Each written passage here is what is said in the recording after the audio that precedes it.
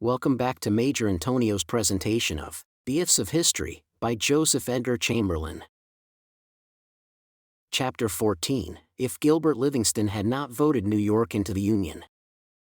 How many Americans of the present day realize that the state of New York, at the time of the adoption of the national Constitution, was radically and overwhelmingly opposed to entrance into the Union which the Constitution proposed, and was at last forced into the League of States only by the demonstration that the state would be isolated and cut off from its neighbor states if it did not join, with a tariff wall raised against it?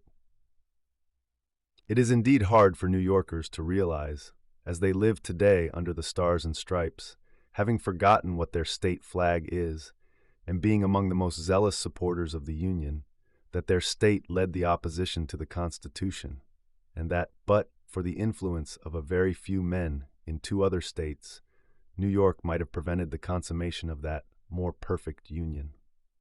The contingency that prevented the state from dismembering the Union at its start was a narrow one, but it had been provided for. Hamilton and the Federalists had laid their plans well. They first furnished the southern states and the smallest states in the North with an interested reason for joining the Union. They gave the men of the South representation on their slaves. They made the little states equal with the great states in the Senate. Then they provided that when 9 states had ratified the Constitution, it should become effective, and a confederation should be formed by those 9 states, if there were no others. Then the ratifications began. The game was to get 9 states. Little Delaware said yes first. Franklin and Wilson had a firm hold upon Pennsylvania, and that state entered next under the pressure they exerted. New Jersey, Georgia, Connecticut, Massachusetts, Maryland, and South Carolina followed. This made 8 states. Then things stuck fast. Would there be a 9th? 2/3 of the delegates in the Convention of New York were firmly opposed to ratification. They believed the Constitution meant an end of the liberties of the states. They saw a royal throne looming up for America. They feared, they said, a great central power which should oppress and overtax the people of the states.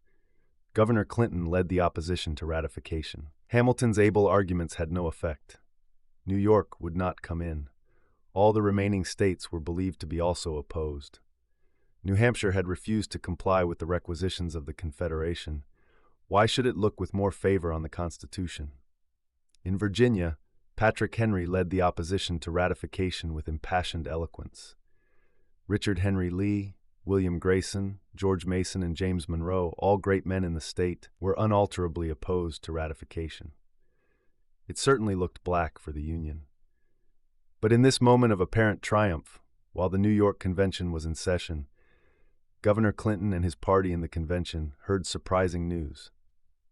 New Hampshire, under the influence of Massachusetts and of the wiser counsels of some of its own leaders, ratified the Constitution on the 21st of June, 1788, more than 9 months after the adoption of the instrument by the Constitutional Convention at Philadelphia. This event put a new face on the situation in New York.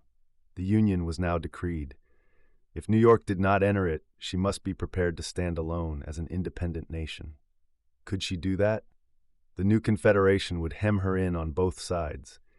To it would belong New Jersey, which flanked her only seaport on the west, and Connecticut and Massachusetts, which walled her in on the east. The shape of the state adapted it very badly indeed for an independent position. Moreover, influences were known to be at work, which would precipitate a hostile tariff against the states which remained out of the Union. A few months later, such a tariff was actually adopted against Rhode Island, which was treated as a foreign country in the levying of duties on imports. New York could not stand that.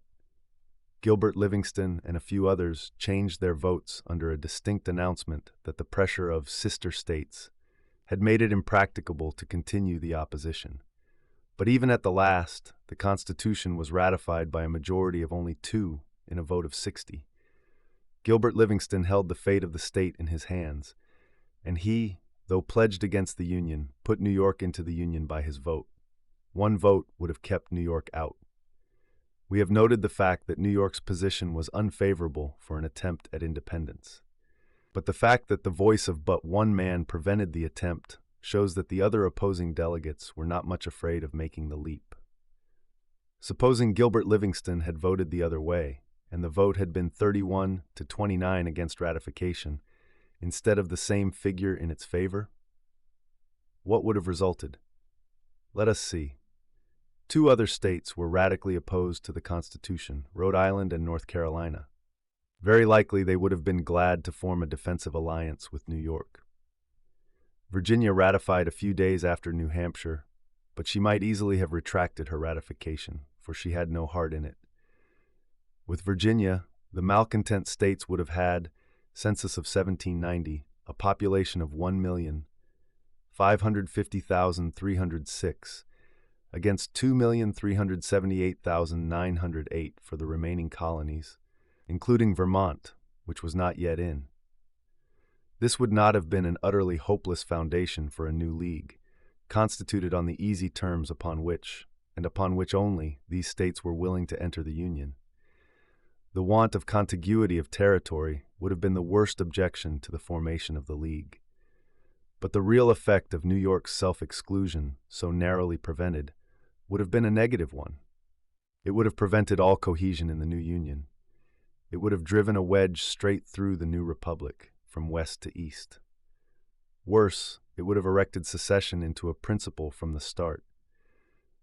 Ere long, we should have had at least 3 republics instead of 1, and probably more. Politically, we should have been what Central and South America are now. Real progress would have been barred. Wars would have been probable between the states.